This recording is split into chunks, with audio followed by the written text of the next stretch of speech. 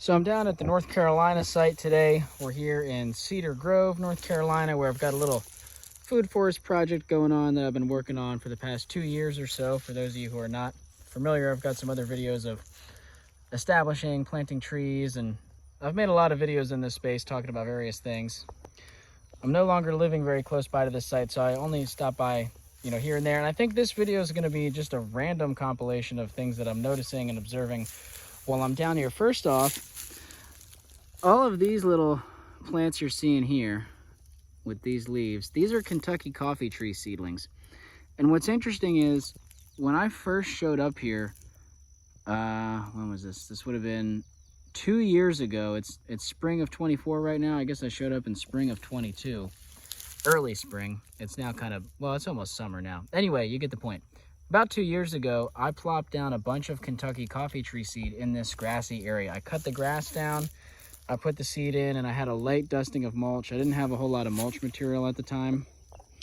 And over the past 2 years, only 3 or 4 seedlings came up. I didn't do any pre-treatment to the seed. I didn't do the hot water method like I mentioned in my recent video on Kentucky coffee tree and black locust seed and all that. Here we are 2 years later, and just from stratification and being in the earth, a lot of these seedlings germinated. So that's pretty exciting. Hopefully they do good here. I'm gonna probably water them today. They're not mulched or weeded. They're just gonna have to kind of fend for themselves because I'm not down here. But if they survive, I'll be able to dig some of these up like a little nursery bed. Or, I could just select one and let one of them grow up with this pawpaw here. I don't know how easy it is to tell from the video, but things are pretty dry here. We haven't had a good rain in 2 to 3 weeks. I don't know exactly when the last rain was. There's really no rain in the forecast the next 2 weeks, and it's hot. It's high 80s, low 90s for the next few weeks. So things are definitely hot and dry. Some plants, you can hardly tell. This pawpaw looks really happy. Now it has a lot of mulch, and it's been here for a few years now. It was one of the first plants that I planted. Some of the other trees and plants in the landscape are definitely looking stressed from this heat. I'll try to show some examples of that. I'm really excited about this swamp chestnut oak that I've got planted here in this spot right by the back of the hay barn. So when it rains, it does get really wet here. And then obviously right now it hasn't rained in a while, so it's dry. I've also got a green ash sitting right next to it. The assumption is that this ash will probably succumb to the emerald ash borer. It probably won't be very long lived, but I had it, and so wanted to give it a chance to grow. We'll see what happens with these two. Maybe this ash will actually live to be old, and we'll have to make a decision which one of these trees gets to live. Maybe they'll coexist together for a while. Be cool to get some seed off of that green ash for the next generation. Definitely we'll get some wood from it. And yeah, we're starting to get a lot of persimmon seedlings popping up, which I'm very excited about. That's what this is here. A nice American persimmon seedling in this bed of we got some poison ivy and Virginia creeper, other things going on in here. A lot of willow oak seedlings on this site as well. Here's another example, willow oak. I didn't plant this willow oak or this persimmon. It's really exciting to just work with what's here. I've been throwing some mulch on this black cherry because they're one of my favorite trees. This one again was already here. There's certainly predators around, which is exciting, but something met its end here. As you can see, I don't know what it was. This is over by the compost piles. These are static piles. Oh man. Well, this is what happens. Wow. Somebody left this in their leaf compost bag. I'm presuming I throw a lot of leaf compost bags, empty the contents of leaf compost bags that I pick up in town, and I guess buried in it. Because these are definitely not my tools. I've never seen these before. My guess is they were in the bag, and as stuff has broken down, decomposed, they became exposed, and I can now see them. Anyway, I'd like to talk a lot more about composting and how I'm composting at the new site. I think somewhere back I've got some video. This is just a really simple, lazy kind of screw some pallets together and throw a bunch of organic material in it, let it sit for a while. But I'm getting the composting situation set up at the new site, and so hopefully I'll be making some videos on worm compost and black soldier fly larvae and all sorts of stuff soon. This here is a good example where you can see some stress. This milkweed, look how curled the leaves are here. This is a reaction to the heat and the dryness. If we come over here, some of this evening primrose beginning to do the same. You can see just kind of looking all wilty and curly. This is a lack of water and in presence of a lot of heat. You can see a similar reaction on some of these hazelnuts here, but I think these hazelnuts are going to be okay. They've been here for almost 2 years now. Their roots should be somewhat established. There's a lot of organic material and mulch on the ground underneath of all this Bermuda grass. I do have a soaker hose buried in here. So these, you know, when I'm here right now, I am going to turn the water on for a little bit. I can see the Japanese beetles are showing up, starting to show up. So that's going to be another thing we're contending with here, is the Japanese beetle damage. It just flew off. But there's really not a whole lot I can do about the watering situation here, guys. You know, I'm only here typically twice a month, so it's just not enough. It's not frequent enough watering for things that are really stressed out during this drought. And I'm here for such a short amount of time on each of those trips.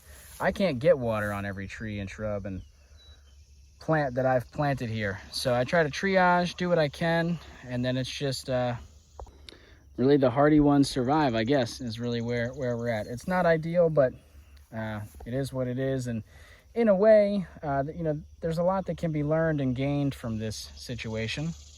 We're seeing what plants really want to be here. These red leaf peaches I've showed before, one of my favorites. Some wild plums down in here. Again, I've showed all these plants before.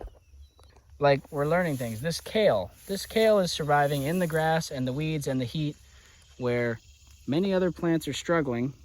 That kale probably has good genetics that are adapted well to this site. If this kale makes seed, I definitely want to get seed off of this plant, right? Actually, similarly, while we're talking about seed, I keep distracting myself. I saw something exciting here. Look, there's hazelnuts on this shrub. Or one massive, holy moly, one massive hazelnut. They're not really clusters of, typically these would be clusters of multiple nuts, but this just appears to be one massive nut. Anyway, let's go see if we can see hazelnuts in any of the other shrubs. And you can really see some of the yellowing dryness going on here, some of the stress as we walk through what used to be my garden, which is now mostly food forest space. Let's see, I'm not seeing a whole lot of nuts, or really any nuts on these shrubs. That's kind of to be expected. I wasn't anticipating a crop of nuts this year. This is only the second year these shrubs have been in the ground, so it would still be early.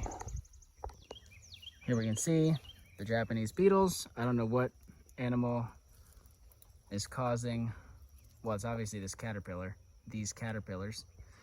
I don't know if those are native or what. Someone can probably tell me in the comments.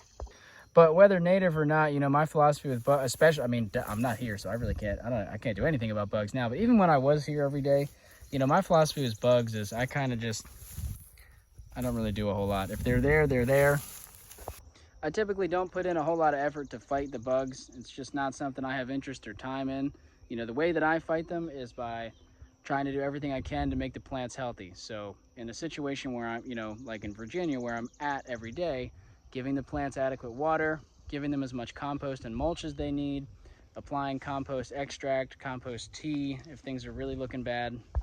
I'm not going to go out and spend my time hand picking bugs. I'm not going to go out spraying any sort of pesticides or herbicide.